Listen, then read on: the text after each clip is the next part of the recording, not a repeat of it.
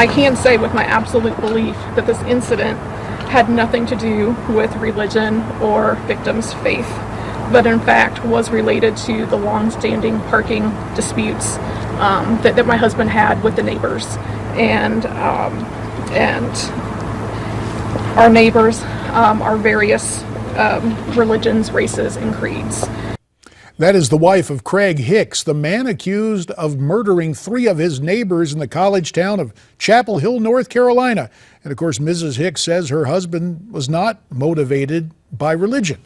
But the nation's largest Muslim activist organization is calling on law enforcement to investigate the murders of the 3 young Muslims. Joining us now, representative for that organization, Nezar Hamze, the Regional Operations Director for CAIR Florida. We hear the FBI is looking into the case now. Yeah, it was very troubling. First, our prayers and everything goes out to the family, of the families and the neighbors that were killed and the friends. It's just absolutely horrific. And the CAIR in DC, the chapter in DC, is very active in this particular case and asking the local law enforcement and federal law enforcement to investigate it, to make sure that there were no biased motives involved. We are mindful, and we should note for the record that you have a background in law enforcement. Yes, sir. From your perspective, and I don't know the ins and outs of the specific request from CAIR nationally, but from your perspective, does it warrant the involvement of the Federal Bureau of Investigation? I think it does, and because we're talking about an extremist, and this is an opportunity that we can learn from, because law enforcement had encounters with this individual before. And the way we're set up now in law enforcement, when we respond to a call, we de-escalate the situation, and there were some arguments, historically before. And this is an opportunity where we say, well, we have an extremist to the point where he'll take his gun out and execute 3 people. And we see the same thing in the Muslim community when we have an extremist.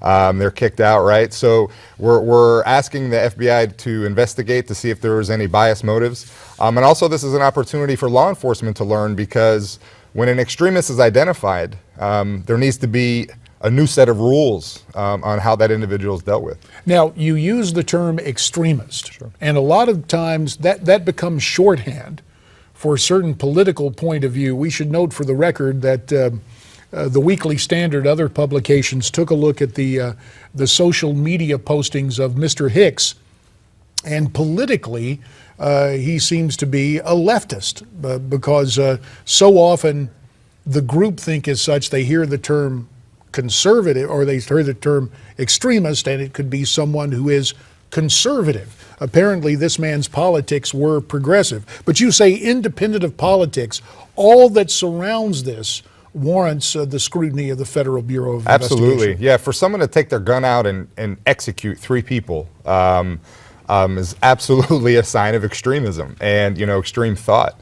So this is the time for the Federal Bureau to investigate, and also to fill in the gaps and say, what could we have done differently? What can local law enforcement have done differently to deal with this situation?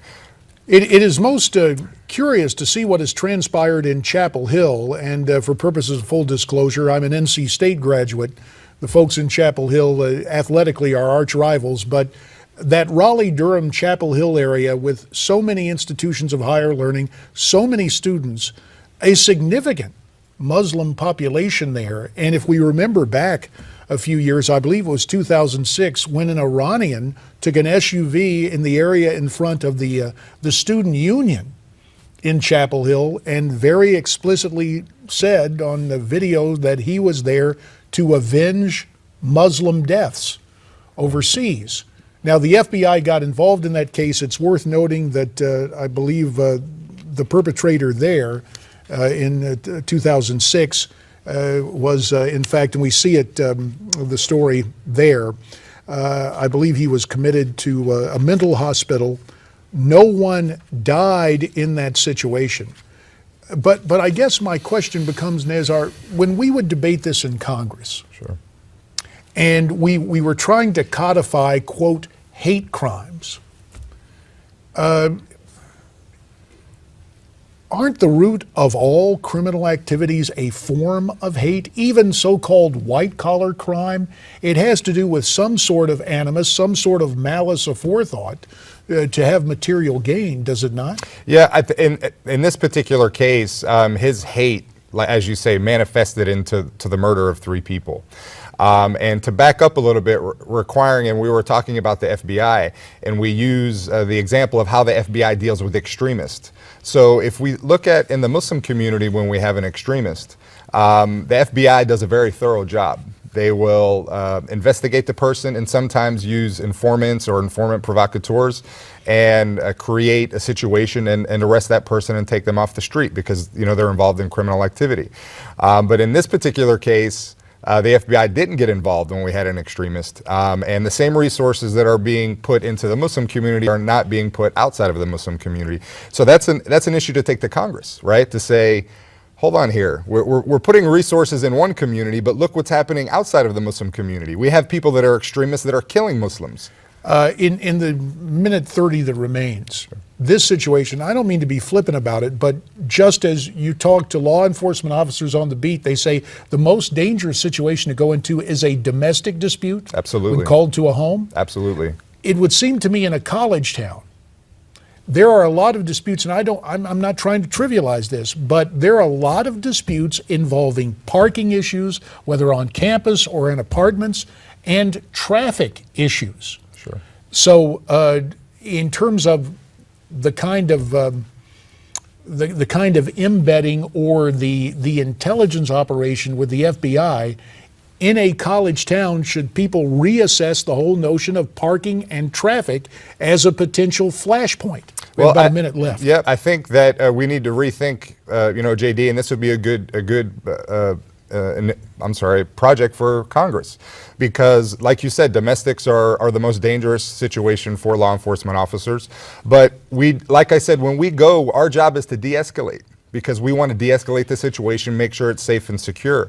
But maybe there needs to be some extra steps now that we introduce into our law enforcement tactics because of these lone gunmen, of these situations where we have the interaction between the extremist and law enforcement. We should be able to identify that as law enforcement officers and pass that on to detectives and also to the FBI if we deem necessary. We will have to leave it there. Nezar Hamze, the Florida spokesman for CAIR, as always, sir. We appreciate your time, and we look forward to our next visit. We hope it's not on another tragic story like this. But speaking of stories, we will be back with more. Right now, we are going to step aside for this Newsmax Now update.